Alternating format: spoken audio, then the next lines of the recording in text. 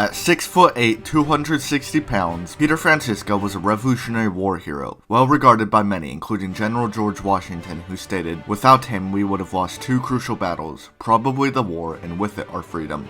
He was truly an army of one man. Unfortunately, much of what is known about Peter Francisco can be seen as merely legend, since there are very few first-hand accounts of his actions. However, there is no doubt that he was a brave and fierce soldier. Here is the story of America's strongest soldier, Peter Francisco. Before we begin, if you would like to join a community of history enthusiasts, be sure to join my Discord server below where you can chat about this channel or general history. The first 100 people on the server will get a special OG role, link in description. Much of Peter's life is shrouded in legend and mystery, especially his early life, but it is believed that he was born on July 9th, 1760 in Portugal's Azores archipelago. It is likely that he was kidnapped by his parents' political enemies for ransom or for indentured servitude in North America. There is also an Azorean legend that says the Francisco family set up Peter's abduction to protect him from his parents' enemies. Either way, Peter is found in the docks at City Point, Virginia, and taken in by Judge Anthony Winston of Buckingham County. At a time when the average height was around 5'8", Peter grew to be a foot taller at 6'8". Due to his size and strength, Peter began to work as an apprentice blacksmith. At the age of 16, Francisco joined the 10th Virginia Regiment in 1776, being nicknamed the Virginia Giant by his fellow soldiers. Francisco saw action at Brandywine, Germantown, Fort Mifflin, and the Battle of Monmouth, even being severely wounded in the right thigh with a musket ball. It is even stated that he never fully recovered from that wound. In September 1777, Francisco served under General George Washington at Brandywine Creek in Pennsylvania, in order to stop the 12,500 advancing troops towards Philadelphia. It isn't clear if Francisco saved Washington's life as a part of Washington's personal bodyguard, or if he was just a determined and skilled soldier who fought by his side.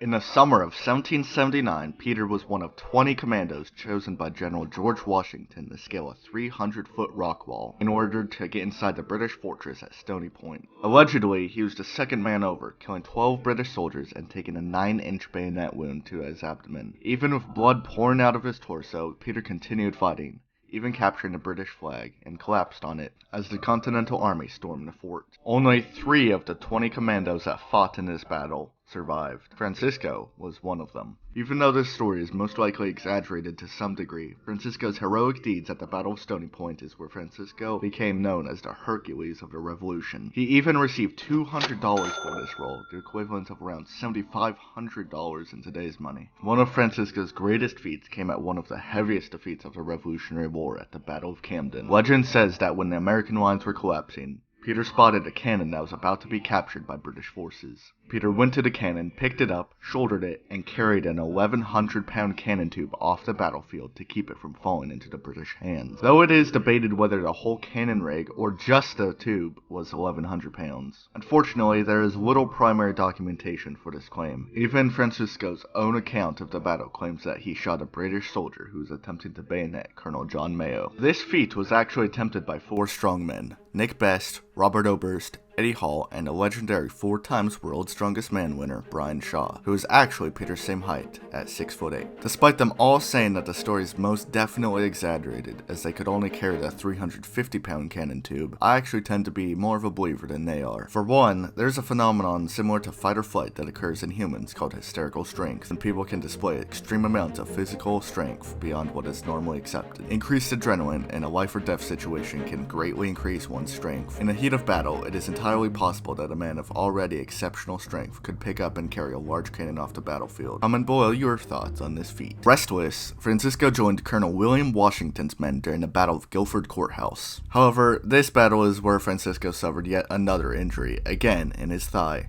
being cut with a bayonet. Lieutenant John Woodson, who was in the same unit as Francisco, recalled, "When leaving the battleground, he was very bloody. Also was his sword from point to hilt." Another one of Francisco's most famous feats came at a battle named after him known as Francisco's Fight. After his injury at Guilford Courthouse, Francisco traveled home to Virginia, though he was also scouting the infamous Banner Street Tarleton and his elite dragoons, who were brutally raiding Virginia. According to Peter's own testimony, he was pinned down by 9 of Tarleton's men in a tavern. They ordered him to hand over his silver shoe buckles and his watch. Francisco replied that if they wanted them, they could have them, and as they approached to take them off, he grabbed one of their soldiers' swords, nearly slicing the soldier's hand off. As he did this, one of their soldiers shot at him, grazing his side. Another soldier, mounted on a horse, attempted to fire his musket, but when it misfired, Francisco used it to throw the soldier off his horse, stealing it and getting away. Peter claimed that he killed or mortally wounded at least 3 of the 11 soldiers. After this fight, he went to Yorktown, witnessing the British surrender, though he did not actually fight in the battle.